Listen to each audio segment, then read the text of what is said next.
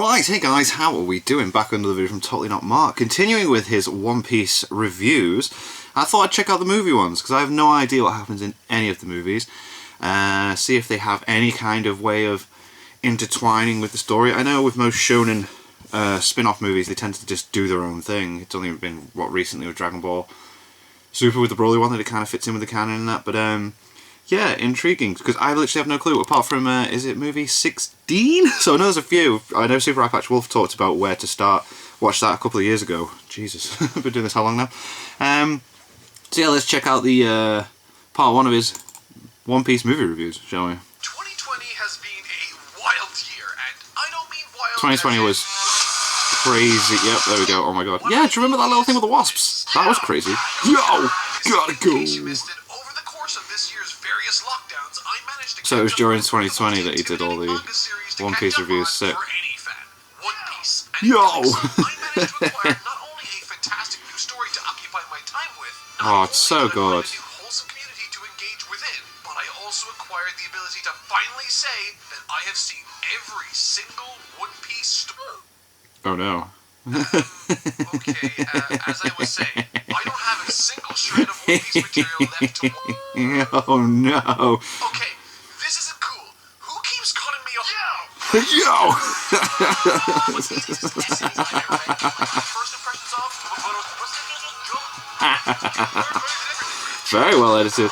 Alright. I'm not doing the One Piece movies. You can't make me. Lockdown's almost over. I've already read 1,000 chapters. There are other series I need to get to, like JoJo's Bizarre Adventure or Hunter x Hunter. Mate, the reviews for both of those are really good as well. Like, I really like those reviews. The specials. Okay, how could I forget? And refresh my memory. How many of them are there exactly? Oh, God. So, what you're telling me is I need to watch and review 27 movies. Pretty much. Oh, yeah? Or else what? What are you gonna do? Oh, yeah. You know what? This isn't too bad. Okay. No! No! Movies, just please, for the love of God, stop using Windows Movie Maker. Well, it seems 2020 Big news! keeps on giving, and seeing as I spent most of 2020 reviewing One Piece, and since I've already covered all the Dragon Ball films, it only seems fair to cover these two. Oh, okay, yeah, cool, I'll give you that, yeah. I refuse to review stories that recap any arc. Oh, so there's recap movies as well. Huh. Besides, even while doing that, it still leaves 12 movies and 9 specials for me to get Oh, right, to. bloody hell. You know what? Who cares? If this One Piece journey has given me anything, it's stamina. I can't Stamina. cover all the films in this one video because, let's face We got another it, movie coming out. Is it this year or next year as well? What about Shanks? Which would be interesting. I'm Totally Not Mark, and these are my first impressions of, thoughts on, and review for the surprisingly good, funny, and maybe not so good. So we're covering 4 movies in one. Cool. Movies 1 to 4. Cool. Let's get it. Gotta go. Entitled One Piece the Movie is a 2D animated feature film produced and distributed by Toei Animation. Released on March 4th of the year 2000, I was 8 years old when this came out. It's about 51 minutes long and was written by Oh, that's not very long at all, is it? who had been pretty much working on the One Piece series as a writer since the 2nd episode of the series. So, if nothing else, I'm expecting these characters to feel consistent with the series. Yeah, you would The film think so, wouldn't you? itself was directed by Junji Shimizu, and we will be seeing that name quite a lot in this video. Okay. As he is responsible for directing the first 3 films. For that reason, I really hope he's And good. we're covering However, 4. considering this is the 2nd film he had ever worked on as a director, with the Oh. first being 1996's Hell Teacher, the movie, which got Whoa. 5.8 Hell Teacher. To say the least, I am nervous. Oh, also, funnily enough, through my research for this guy, I also noticed that this guy actually worked on an episode of Dragon Ball Super. Oh. 1 episode to be exact. 1. What episode was that? Episode 5. No. Which, to be honest, No. wasn't half bad. No. I just hope it's not a bad omen for how this movie will look. Oh, no. Okay, here we go. In a similar way to all the other Dragon Ball films, One Piece the movie takes heavy inspiration from what details have been disclosed most recently in the anime to formulate a plot. In the same way the One Piece series began with the legend of Gold Roger, this too begins with the legend of, and I quote, the great gold pirate Wonan, and the legend surrounding his mountain of gold. Complete with a secret island only accessible through a treasure map, it's a really straightforward and borderline cliche angle for a pirate story. Yeah, what? But you know what? I'm here for it. Cool. And you know what else? Fine. The OP We Are plays, and my soul is filled with happiness because that song is an absolute bop. It's a banger, Overall, is it? I really like this movie. It opens with a really funny funny scenario filled with character, as Luffy, Nami, Usopp, and Zoro all get their chance to establish their characters for new viewers. Usopp's fishing, Right. Nami's navigating, Luffy's being Luffy. Additionally, I like that we are starting from a point where Oh, Nami okay, so it's giving it... looking for See, Wunan's island, making it but so that you all's not know well, what they're as like Luffy without and seeing the crew are series. starving. They get boarded by this small group of pirates Oh, no. that steal their treasure while they are fighting over a single grain of rice, which on its own is a funny That's bit, quite funny, I like but that. also acts as the impetus for the splitting up of the crew in this short story. In trying to get the gold back, Luffy and Zoro end up paddling to a sea restaurant with a young boy who really wants to be a pirate. Ah. So the restaurant is owned and operated by his grandpa. Nami ends up trailing the pirates that stole her Whoa, treasure his in the shoulder first arm place, is and cool. their captain, El Drago. El He Drago? really likes gold, and that's pretty much his character. That's As Nami cool. trails him over to the island, Usopp finds his way into navigating the island with these evil pirates somehow. Overall, the new characters that have been introduced seem Hilarious. He sort has of to overcome ill-aligned his or overly cowardice simplistic. However, to with that said, there is beat still these a lot of guys. terrific humor. Whether it was Usopp pretending to catch a fish, the crew Pretending. fighting over a single grain of Class. rice, or Luffy realizing that these are bad guys after he gets shot in the head. Whoa. This film, regardless of how strong its narrative is, which seems okay at this point, it's more than worth So, checking out for the character whoa, interactions yeah, alone. whoa. Once Usopp integrates into this group, he gets sort of captured / hired by the El Drago pirates. One of those ways, like, Zoro I'll help them can't so they pay for don't their hurt me. meal, and Nami follows too. All of these plot lines are now converging on this one location, the Island of Gold, which is great because really I found the only interesting characters to be the Straw Hat Pirates, and they do phenomenally well bouncing off Right, each they don't other. make any And interesting seeing side this film characters. is set during a time where the Straw Hats still haven't left the East Blue, the fact Ah. I get to experience some lying Usopp and money-grubbing Nami working side by side. That's interesting, because you don't get that Though much I throughout will the say story, do there you? was a moment during the Usopp being taken hostage section where I wasn't sure how I felt about the character looking at the camera and poking fun. Huh. It sucked me out of the movie and made me start thinking about Deadpool or Space Interesting Jam. take. I'm a baseball player now. Right. And I'm a Shakespearean actor. Thankfully, though, these moments are short-lived. I like some of those Stars. fourth wall And breaking at the moments, halfway like, point, all I four of the don't Straw know. Hats finally reconnect, but not before Luffy had been running around the forest tied to Zoro. Their dynamic is honestly extremely refreshing and always Hell fun yeah. to listen to. Scenes like these where Luffy introduces himself to El Drago had me burst out laughing. Future King Puff. In terms It of just plot turns and around, history, Joe. we are greeted by one flashback. As it happens, the young boy's grandfather knew Wunan very well and had a falling out with him when they were kids. But not No. before saving his life years back thanks to a flag Wunan made for both himself and his friend. Which is nice and everything, but the story doesn't dwell too long or focus on the plot necessarily. That is until the very end. Tying things down and moving on to the third act, two fights take place. Cool. And one of them I can barely call a fight at all. Zoro pretty much dominates and one-shots course. the second in command. And Go despite ahead, lad. Luffy having greater difficulty with the captain, he makes fast work of him too. Out of the two fights, Luffy's fight is easily the most engaging and makes use of some Boom, really that was fun boss, Overman cool. powers. Capping off the film, however, Ooh, we're greeted Super with a short Saiyan. scene wherein the Straw Hat Pirates, the young child, and his grandpa all discover the remains of Wunan along Oh? with his last will and testament. In it, he outlines that over the course of a long career as a pirate, he achieved his dreams of gathering a mountain of gold. But through living that life, realized that there was so much more to life than gold. And I think that message fits and ties nicely with the grandpa's message to his grandson, which ends up being to pursue his life the way he wants. All in all, this film's greatest strengths were found in the character writing and interactions predominantly, which I did anticipate. And while I don't think the various plot lines mix very well and the antagonist felt very flat and one note, Usually the is with those presentation movies, those was shonen consistent, movies, script like was beaming the Naruto with movies, personality, their and the villains are ending very was a simple but sweet flat and message, one-note. all the while set in a section of the story I hadn't gotten to experience since the beginning of my One Piece journey earlier this year, which was strangely nostalgic. It's nothing special, but it's a fun little film that doesn't last too long to outstay its welcome. 51 Worth minutes, it's not checking very out, long, but right? only if you're a big fan of the characters or series. The second film, One Piece: Adventures on Clockwork Island. Ooh. One Piece Adventures on Clockwork Island is a 2001 2D animated feature film released March 3rd of that year and was produced once again by Toei Animation. It's about 55 minutes in length and was written by Hiroshi Hashimoto. This would be only his second ever time writing for One Piece. I thought I liked with the Toriano. I was first like, what? special a That's year not him. prior. Because of this, I didn't really feel the same connection to to the characters in this film. And I'm going to say that from the outset. Having looked into his background, it seems as though he's not worked on much at this point in his career. The most scripting work coming his way through the hit anime Yu Yu Hakusho in the early 90s. But with that said, this film really surprised me in a good way. Okay, cool. It's nothing super complicated. Essentially, it follows a plot where one character is kidnapped and they gotta get after them. And to be honest, when this movie establishes its opening, I wasn't a massive fan of it.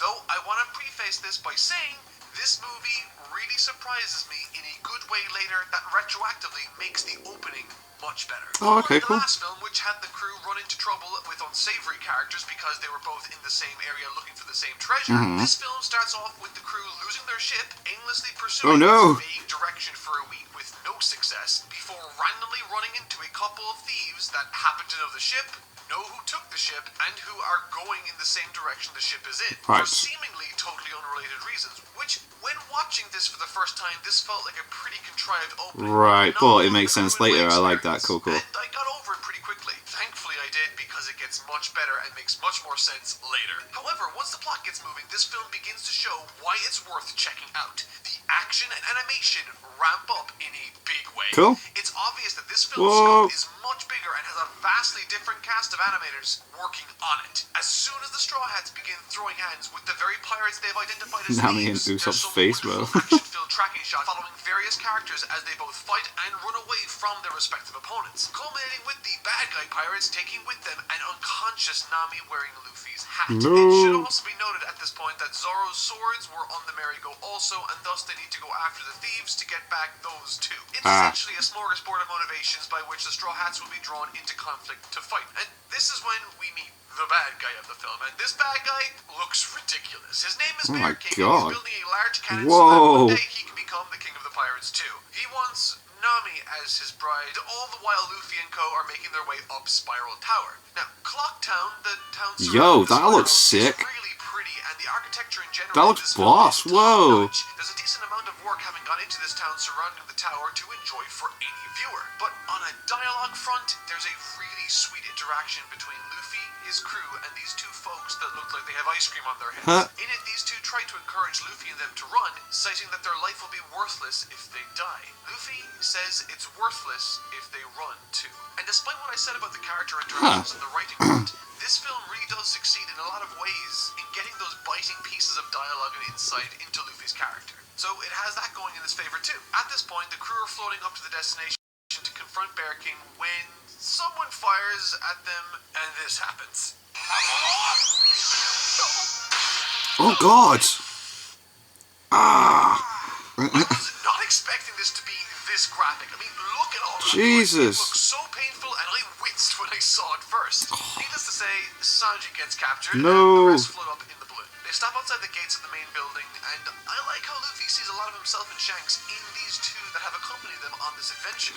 He treats the kid tough, but only because he wants him to be tougher. It sort of reminds me of the same dynamic he had with Shirahoshi in Fishing Island, only that happens much after this film. As the film progresses, they break through the gates and start fighting a bunch of dudes. Sanji is left hanging above the courtyard in a crucifix, which is a weird decision to make. That's very strange, but okay. You know what? It's a film and it's happening. Usopp gets captured while being brave, and now both Of course. Sanji Oh my God.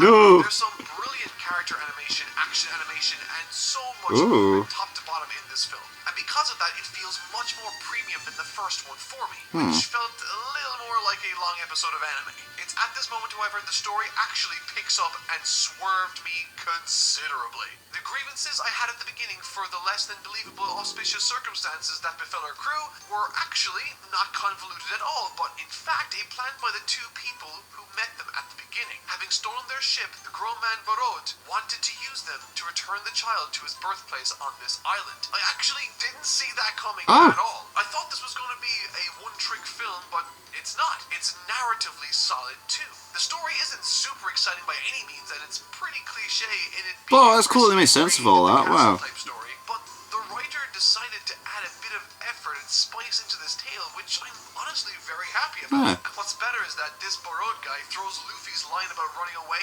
back at him, which is a nice little cherry on the top of this that I never expected. And this is all happening, by the way, when Luffy and Zoro are on the verge of being crushed by this ceiling. And this is when Zoro gets attacked by one of the henchmen under Bear King's control. And now suddenly there's some decent tension too. Whoa, Zoro is down, God. and now it's just Luffy on his own with all of his crew ready to be crucified. Still not sure why that's So strange. but okay. All the while they ready to use this big king cannon. And that's when the kid wakes up near Luffy, who informs him that Barod went to fight the card pirates alone. The kid runs towards the action, leaving Luffy alone again.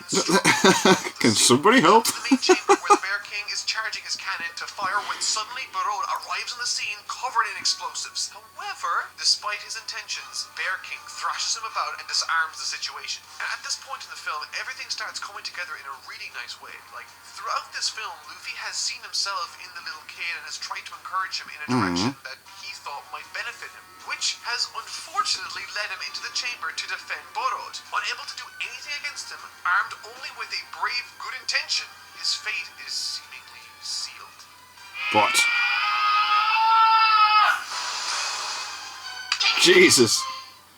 Yeah. This was Whoa. a cool as heck scene, Yo. followed by Luffy Whoa. accidentally getting the rest of the crew free in a dangerous and convenient way, but it's Cool. only a small The thing, gang's so all it's here. It was done Except Nami simply later. as a way to lighten the mood after a somewhat tense moment. What follows this is a series of short but extremely well animated fight scenes with each individual Straw Hat duking it out with another henchman from the card pirates. First up is Sanji versus Spiky Ballman. Again, I'm terrible. I remember Spiky Ballman, let's go. So, he's Spiky Ballman. Okay. The game is slightly short-lived, but the choreography is wonderful and Does it's look sick, stupidly well whoa. animated. Usopp versus Flying Fart Man was a super short but fun little skirmish featuring some good old-fashioned lying on behalf of Usopp, as well as some attacks from his classic Flying arsenal, like Fart One Man. Piece. It's nostalgic to see this. Zoro's fight with Scarface Man was also a little disappointing. This is The me. animation I don't remember names at was all. a lot more limited than the other battles thus far. Still, though, it served its purpose and made Zoro look super cool in Yeah. the process, which is why most people love him at the end of the day. And finally, before the big fight between Luffy and Bear King, Nami was given the short end of the straw and simply locks her opponent, Shiny Water Girl, into a jar with lots of tape. That's it.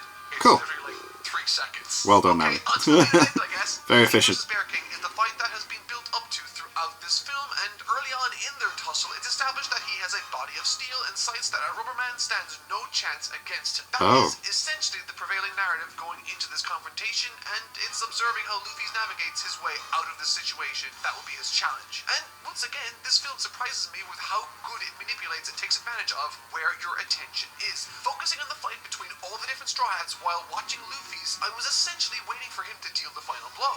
But instead, through once again great animation, we watch him struggle. And that's when something happens that I completely forgot about. Barod, now sitting in the cannon of the Bear King's creation, fires on the captain of the card pirates. However, he dodges and shoots in retaliation, much to Luffy's despair. And then... No way. Jesus, there's so much drama. in Whoa, this this film. film. If I said that I saw this one coming too, I absolutely didn't, and it really caught me off guard. Feeding off of this What? motivation, Luffy uses it to throw Bear King into a wall. Catching a blast from his cannon, throwing it right back at him, the tower falls, and so do the card pirates, Whoa. liberating the city beneath, and ultimately the child's homeland. It turns out the ice cream hair lady is the mother, so Oh, that's nice. Cool. But overall, having now finished this film, I can say that my initial thoughts on it really turned out to be wrong. Yeah, that's Narrative close. Showing us its true hand in the second half. Whoa. There's a lot more going on under the hood in this film than I once thought going into it, and honestly, it 55 minutes as well, it's a lot. specifically when What's compared going on in to that? movie one, which, while fun, felt like an extended episode of the anime. This, on the other hand, both on a visual and even a narrative level somewhat, felt like something one would see in theaters. Yeah. Kind of. Filled with wonderful, action-packed, and expressive animation. Adventures on Clockwork Island is a film I would say even new fans of the series could enjoy. Next up, One Piece, Chopper's Kingdom in the Strange Animal Island. I didn't like this movie. One Piece, Oh. Chopper's Kingdom in the Strange Animal Island is a 2D animated feature film that made me want to stop watching these films. No. Released on March March 3rd, 2002, it was once again produced by Toei Animation and written by the same fellow that wrote the prior film. It's 56 minutes of what I consider boring and felt completely different to the last film despite it being written and directed by the exact same Oh, people. that's so weird. They arrive in an area, Chopper is crowned their king because of his devil fruit powers, and the artwork in this one makes it look as though everyone is sort of coated in oil. It's not something I think looks very nice personally. The plot is pretty simple. God, he really didn't like this at all, did he? Whoa. They call them horn eaters. There's a boy on the island that gets stranded there after his father was killed by some evil biologist. I don't know. Okay. These folks on the island seem to be playing music to get these big creatures to charge and knock out the ones with horns. And then they cut off their horns, all to feed their master, who And seems eat to them. be looking for particular horns to grant a particular effect. Right. After this, the Straw Hats and these evildoers encounter each other, where they exchange in what I've dubbed the Super Ultra Mega Exposition scene. Cool. In this scene, Nami's plan to get information out of them subtly fails, and therefore she has to explain it to all of us. Every new character describes themselves and pretty much reinforces the trend of all villains in these films being terrible. Aw. And the big bad pretty much goes on a 2-minute spiel talking about his plans and how they've been implemented thus far.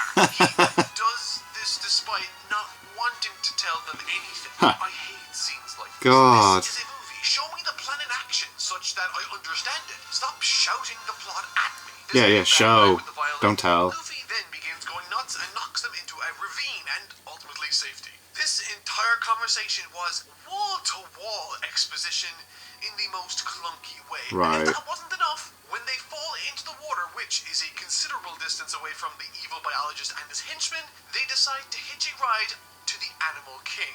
And would you look who's there in the forest overlooking their decision to go? It's those exact evil people. How did they God. even get there? This film also suffers from what feels like, to me, very slow pacing.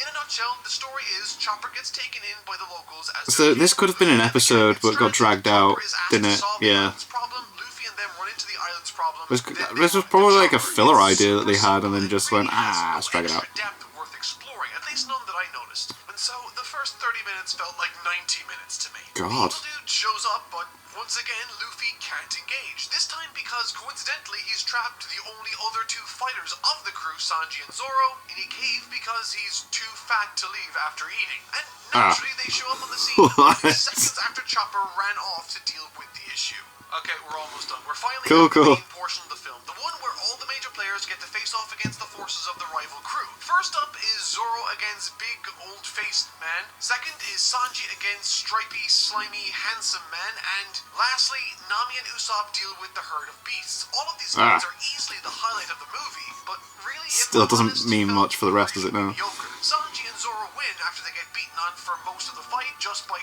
trying harder. It felt really dumb. The main fight, however, featuring Luffy against the main I villain must was try sort of cool. harder. The Golden Horns, don't ask, it's a long story. Looks like a and Pokemon. has turned into a big monster. The fight is shot somewhat well too, and looks as though it's received Go most of ahead, the Chopper. attention in the film. The animation itself is fun, and the staging is Whoa. much more tense. Whoa. Chopper tries but fails. The kid tries but fails. Obviously. And then Luffy tries again, smashing that. Try harder! Yay! To be perfectly honest, I didn't vibe with this one at all. It Aw. felt a lot more like an abridged version of a really boring filler arc in the anime. Right, yeah, that's what I'm saying. than It sounds like it was just a planning filler and idea that they a just dragged large out. team behind it. So far, it's the worst one and the only one I've actually disliked. You might like this one if you like Chopper, but even he doesn't do much in this film. If you're really bored and love One Piece more than life itself, then you'll love this too. But for me, it just wasn't the best, though it did look pretty from time to time despite everyone looking like they're covered in oil. Last up, One Piece, The Adventures of Dead End. One Piece, Ooh. The Adventures of Dead End is a 2003 film produced by Toei Animation that is over an hour and a half long. Whoa! This is by far This and is away the actual best film-length film territory. before, and I mean by far. While I enjoyed movie 1 as a characterful, fun romp, Yeah. it felt more like an extended episode of the anime. Movie 2 was a bit better again. The animation was on another level, and the narrative was surprisingly engaging, specifically towards the end, but the villain and the other antagonists felt very one-note. And finally, movie 3 was garbage, in my opinion. But this movie 4 feels massive in scope, has superb storyboarding, and it Yeah. honestly elevates every single scene it has. The writing is great and features some of my favorite scenes I've seen the Straw Hat Pirates partake in, and if I'm being honest, it's exactly what I thought a good One Piece movie should look like. Oh, okay, cool. The very first scene, it's abundantly obvious that this film was made with considerably more resources than the prior. Right. Stormy seas, More watching money. from the perspective of the Marines as they pursue the Straw Hat Pirates. I found this fascinating and incredibly potent when it came to setting the tone and establishing these pirates for would-be first-time viewers. They come off as intimidating and elusive, and that's something this film does a fantastic job of,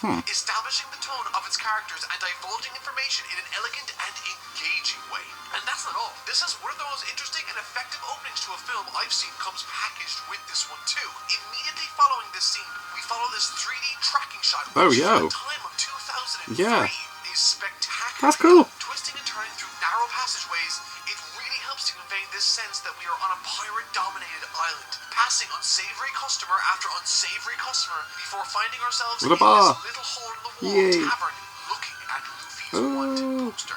And that's when it hit me just how effective this opening was.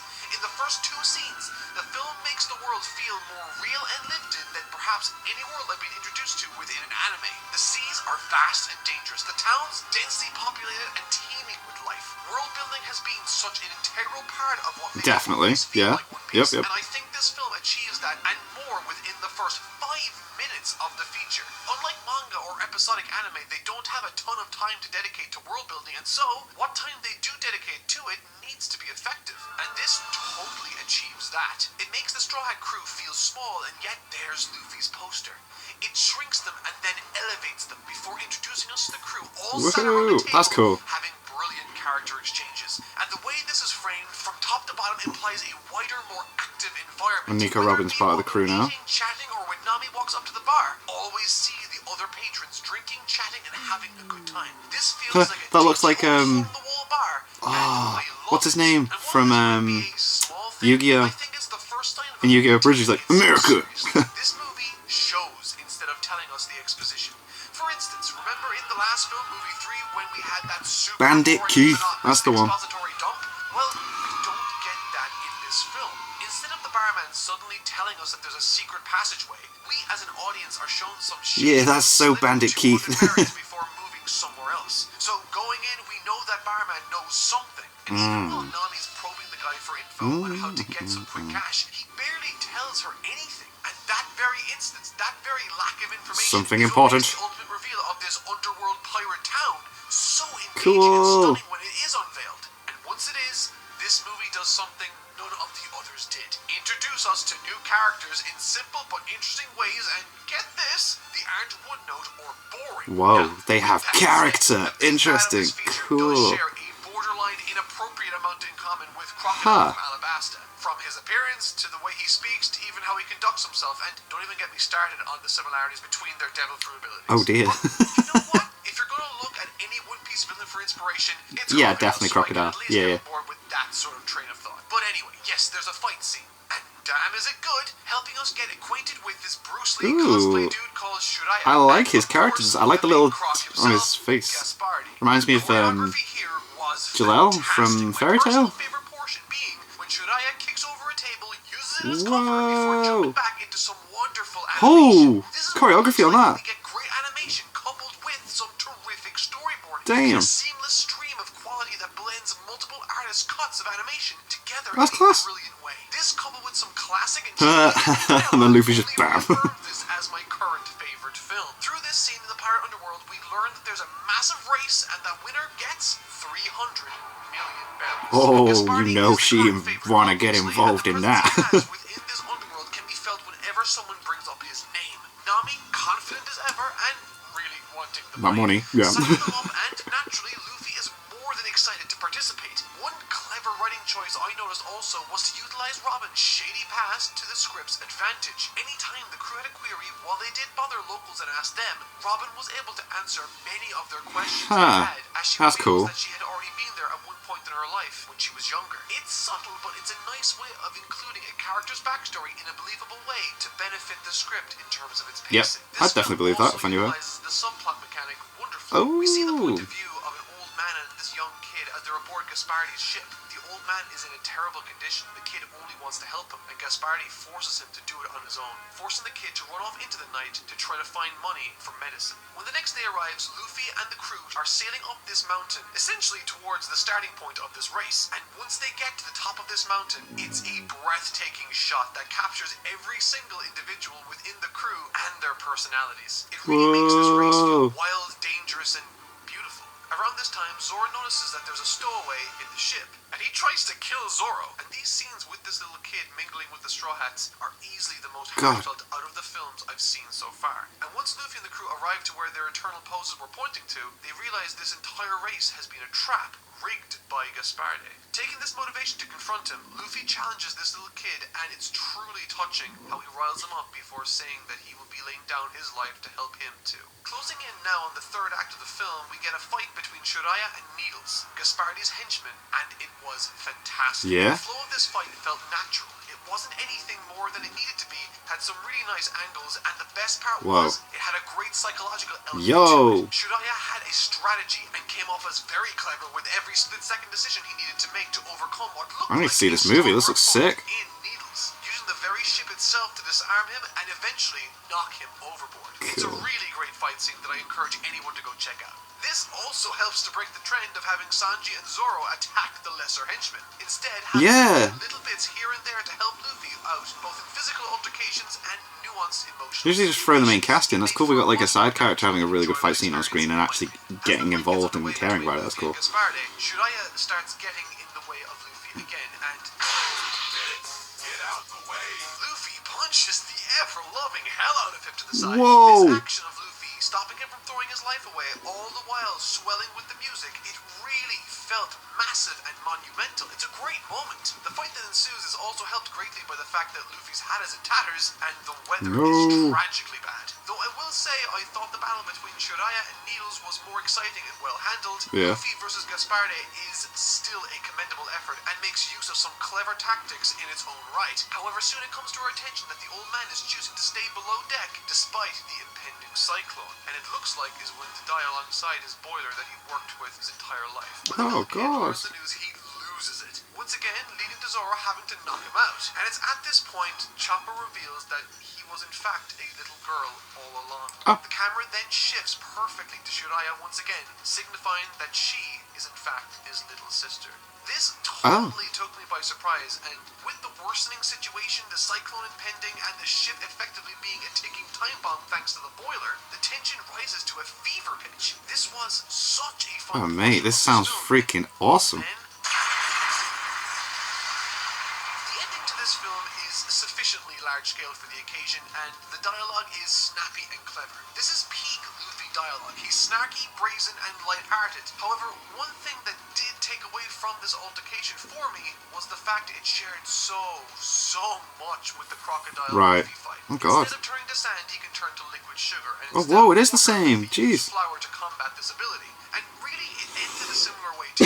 Which is a shame because I really thought this film had enough going for it to justify just stand on its own. Free of any comparison to existing really is the same though, isn't it? That's mad. What's more is that despite the fight being massive with explosions and sinking ships, the old man ends up saving both Luffy and Shiraya. He does this despite needing medicine earlier in the film, and even later on in the film, barely being able to walk down a set of stairs. This felt very forced, if I'm being honest. It was the only portion of the film where I felt I was cheated somewhat. With that said, the ending proper is heartfelt and has some typical One Piece philosophy. Look to the future, trust in those that you love, and try your absolute hardest to achieve your dreams. Despite that hiccup at the very end and the numerous similarities between Croc and Gaspardi, I sincerely think that this film is more than worth a look at. Even if you're not a fan of One Piece, it's worth checking out. You're sure to find something here that's both sounds enjoyable sounds really, really good. I had a blast with this one. And that makes 4 films. Next week, I'll be tackling movies 5, 6, 7, and 10.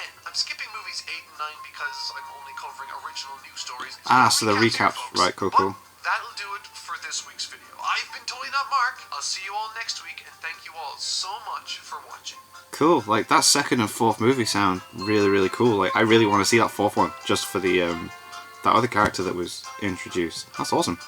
I imagine as well as the movies progress, like they get better. I just assume. I mean, it's clear to this recap once, but yeah.